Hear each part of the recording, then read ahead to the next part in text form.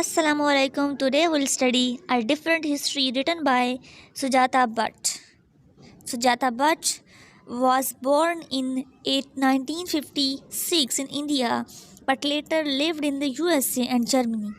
She writes in both English and Gujarati, which she describes as her mother tongue. This poem was written when she was at university in America. She was worried she might forget her original tongue. She writes about being stuck between two cultures. I have always thought of myself as Indian who is outside India.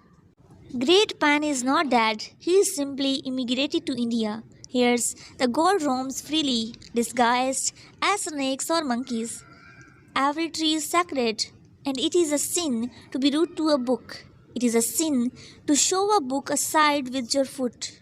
A sin to slam books down hard on a table. A sin to toss one carelessly across a room. You must learn how to turn the pages gently without disturbing Saraswati, without offending the tree from whose wood the paper was made. Which language has not been the oppressor's tongue? Which language truly meant to murder someone?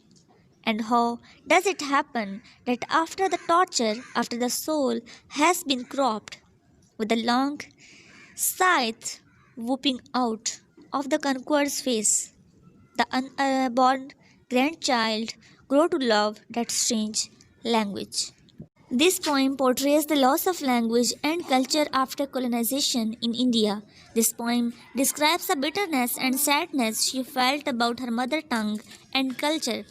She explores the idea of history, culture, and language throughout the poem. She uses two enjambments in the poem. The first enjambment about the book, which represent the culture and the way people should treat the book. The tone of the voice used in the second enjambment is more aggressive and critical as it describes the period of colonization when the cultures and language were taken away the conquerors. There is no rhyme utilized throughout the poem. This shows that she wants to show her serious and complex problem, and she is wanting the reader to think of the loss of the mother tongue and one's culture. However, an irony is used throughout the whole poem. She cries for the loss of language, used English to write the poem.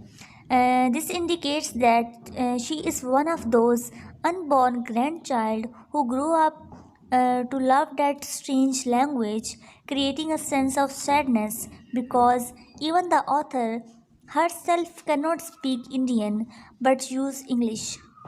The strange language. Great Pen is not dead, he simply immigrated to India, tells that the culture and religions are transmitted across the globe. Great Pan symbolizes the panthesis existing in Indian religion where everything has a god in charge of it, even human. She talks about the culture and lifestyle moving with people by implying that God Pan is not ceased to exist but simply moved to India. This also indicates the similarity between the religions of the Eastern and the Western due to the constant transmitting of culture and lifestyle. The god roams freely, disguised as snakes and monkeys, portrays to acceptance of new religion and culture in India. God represents the new culture and lifestyle. Snakes and monkeys were worshipped during the past days, as Indians believed that there were gods lying on them. This indicates that Indians welcome and worship the new culture and lifestyle. This also exhibits the innocence of Indians who allowed foreign religion to enter and roam freely in India. There is a repetition of sin when the author lists the way people should treat the books. The word sin reinforces the negative commentary and intensifies the critical tone of the poem. She uses book as an example to show people that the culture must be appreciated and treated carefully by mentioning the traditional custom of India to how to treat the books.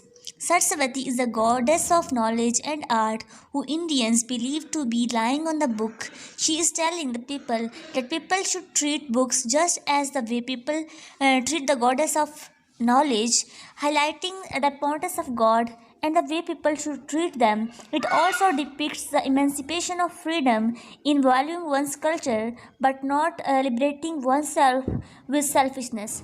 There is a sudden change in the second enjambment. It is more hustle and aggressive.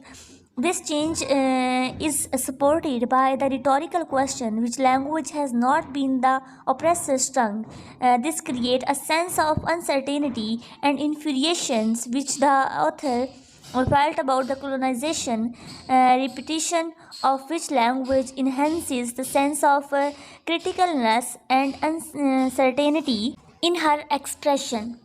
This poem leads the reader to think back about their own history, which may either be painful or happy.